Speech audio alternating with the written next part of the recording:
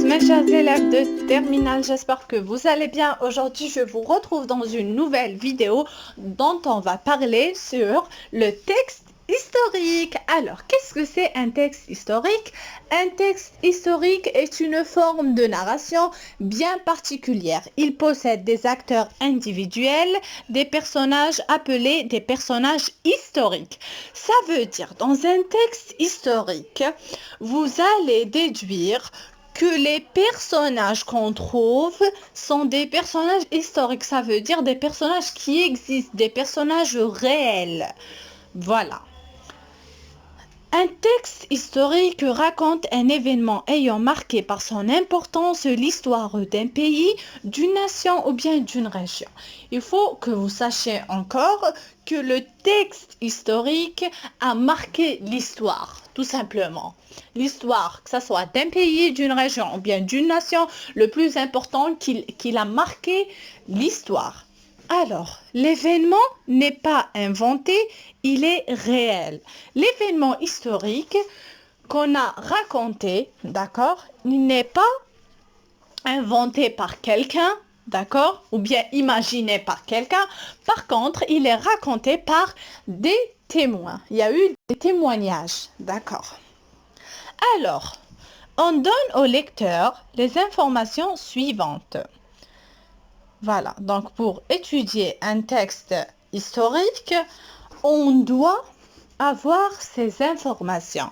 Alors, le moment quand, ça veut dire la date, les lieux où, le lieu où s'est-il passé cet événement.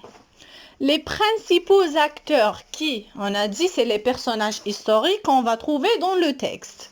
Les événements et les faits, les témoignages de personnes qui ont vécu l'événement. C'est très important d'avoir les témoignages des personnes qui ont vécu l'événement. J'ai bien dit qui ont vécu l'événement. Et non pas les personnes à qui on a raconté l'événement. Par contre, les témoignages, c'est les témoignages de personnes qui ont vécu l'événement. Alors, le texte historique a une visée informative. Le texte historique a une visée informative. Pourquoi? Il nous informe. Il nous informe des événements, des faits, les témoignages des personnes qui ont vécu l'événement, la date, le lieu, etc. Les acteurs, voilà. Qui? C'est pour les acteurs. Quoi? C'est pour les faits et les événements.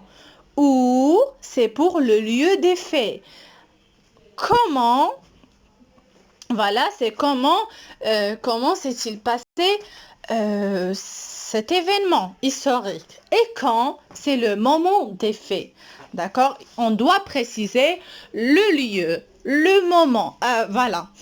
Le moment, les lieux, les principaux acteurs, les événements et les témoignages de personnes qui ont vécu l'événement.